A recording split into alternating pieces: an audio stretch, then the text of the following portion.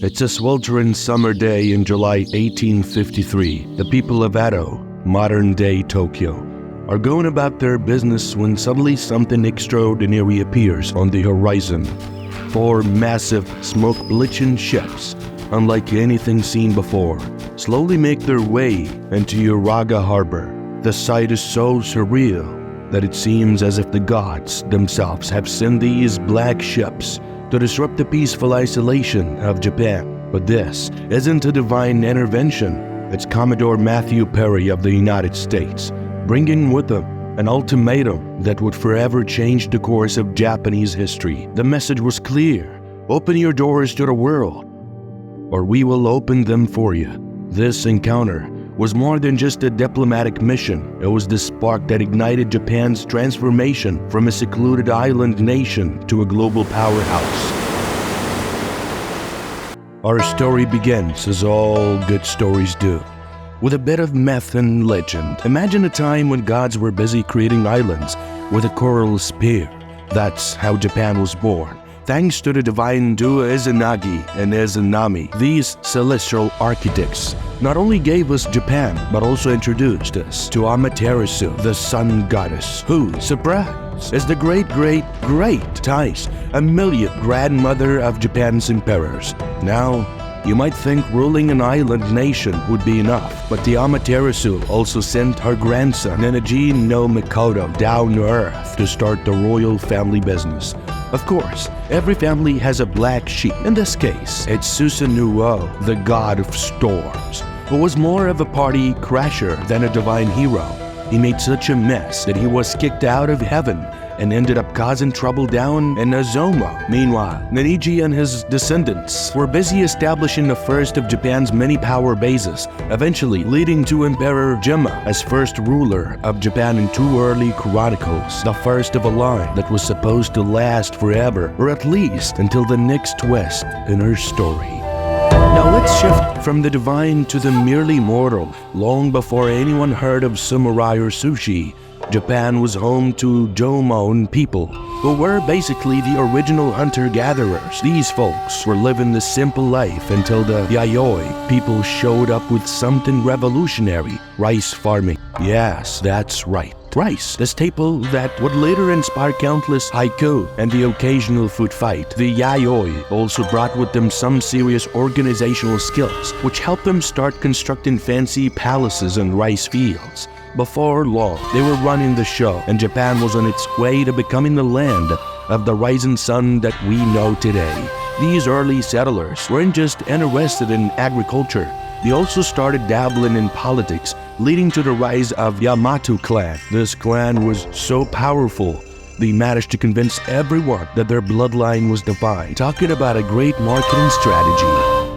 Fast forward to the 6th century, and Japan is about to get a serious cultural upgrade. Enter Buddhism, courtesy of King Sejong from the Korean peninsula. Now, the Japanese court was a little unsure about this new religion at first. After all, their gods were doing just fine, thank you very much. But Shogunate, the man with a plan, knew that Buddhism was the way to go, especially if it meant gaining more power for his clan. It wasn't all smooth sailing, though. A pesky plague broke out, and the court blamed those newfangled Buddhist temples. They were promptly destroyed, but Buddhism wasn't going anywhere. It took Prince Shotoku, the man who would become known as the father of Japan, to really seal the deal. He not only made Buddhism the state religion, but also introduced a whole bunch of other cool things, like a calendar, a constitution, and the name we all know and love, Nihon, the land of the rising sun. Now let's move on to a time when poetry and politics were all the rage, the Heian period. Kyoto became the capital, and with it came a flowering of culture that would make any modern influencer jealous. The court was filled with beautiful people in gorgeous clothing, writing diaries that would become classics of Japanese literature. The world's first novel, The Tale of Genji, was penned by a lady named Murasaki Shikibu, and Sei Shanaga, the original social commentator, was busy noting all the things that either delighted or disgusted her. Meanwhile, the common folk were still, well, common, but who had time to worry about them when there were so many poetic exchanges and love affairs to manage. The nobles were living in their own world, completely unaware that out in the provinces a new class was rising. Speaking of warriors, let's talk about the samurai. These guys didn't just carry swords, they carried a code of honor known as Bushido that would define Japan for centuries. As the power of the central government weakened, these warrior clans started taking matters into their own hands. The Taira and Minamoto clans were the biggest players, and they didn't exactly get along. The Genpei War was the ultimate family feud, with the Taira clan managing to place their toddler on the throne as Emperor Antoko, but the Minamoto, led by Yoritomo, weren't having any of it. After a series of battles, complete with flaming bulls and dramatic last stands, the Minamoto clan emerged victorious. Yoritomo became the first shogun, setting up shop in Kamakura and effectively making the samurai the rulers of Japan. Now you'd think that the samurai would have had enough of fighting after that, but no, along came the Mongols. Kublai Khan, the guy who had already conquered most of Asia, decided Japan would be a nice addition to his empire. He sent envoys to demand submission, but Hojo Tokimone, the shogunal regent, responded by chopping off their heads. Subtle, right? The Mongols didn't take this well and launched the biggest seaborne invasion in history. Twice. Both times, the Japanese were saved by what they believed was divine intervention. A massive typhoon they called the kamikaze, or divine wind. The Mongols were defeated and Japan was safe, but Tokimone's nerves were shot. He ended up shooting katsu, or victory, to calm himself down, a move that might have been the first recorded instance of samurai stress relief. The Kamakura shogunate eventually fell, and the Ashikaga shogunate took over. But things weren't exactly peaceful. The Onin War broke out, a civil war that lasted for 10 years and left Kyoto in ruins. The samurai were now fighting each other, and the country was in chaos. It was a tough time to be a rice farmer, or anyone, really. But even in the midst of all of this, the culture continued to flourish. The No theater, tea ceremonies, and Zen gardens became popular, showing that the Japanese could find beauty even in the darkest of times. It's like they always say, when life gives you civil war, make some tea.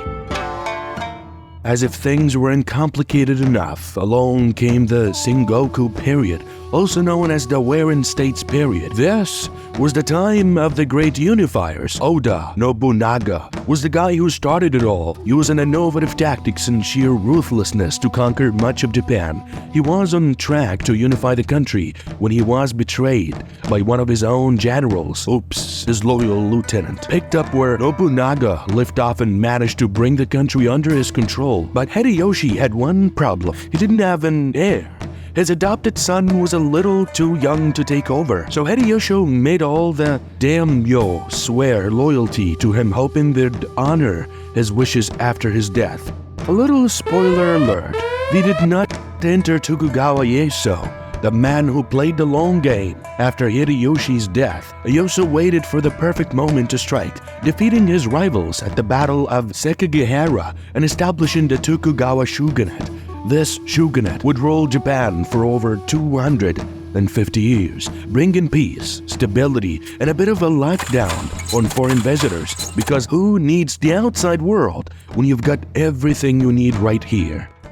During the Edo period, Japan became a bit of a hermit kingdom. The Tokugawa Shogunate imposed a policy of Shotoku, or closed country, which meant no one was allowed in or out without permission. Foreigners were strictly controlled, and Christianity was banned, though a few brave souls could practice it in secret. Despite this isolation, the Edo period was a time of great cultural growth. Kabuki theater, Yuki woodblock prints, and the tea ceremony all reached new heights. The samurai, meanwhile, found themselves with a lot less fighting to do, so they took up calligraphy and poetry because, nothing says fearsome warrior like a really well-written haiku. Eventually, though Japan's isolation couldn't last forever, in 1853, Commodore Perry of the United States arrived with his black ships and a friendly suggestion that Japan open up to trade, or less. The Tokugawa Shogunate realized they couldn't keep the world at bay any longer, and in 1868, the Meiji Restoration began. The emperor was restored to power, and Japan embarked on a rapid modernization program that transformed the country from a feudal society into a modern industrial state. Railways, telegraphs, and Western-style clothing became all the rage, and the samurai were suddenly out of a job. Some of them weren't too happy about this and tried to resist. But in the end, Japan's transformation was unstoppable. The country became a major world power, defeating Russia in the Russo-Japanese War, establishing itself as a force to be reckoned with. And so Japan's journey from myth to modernity was complete. From the divine beginnings with Amaterasu to the samurai warriors who defined an era, the modern nation that emerged from the Meiji Restoration, Japan's history is a story of resilience, innovation, and yes, a little bit of divine intervention. So the next time you enjoy a bowl of ramen or watch an epic samurai movie, remember that you're experiencing a slice of a history that's as rich, complex, and uniquely Japanese as the culture itself. Thank you, and enjoy the rest of your day in this incredible country.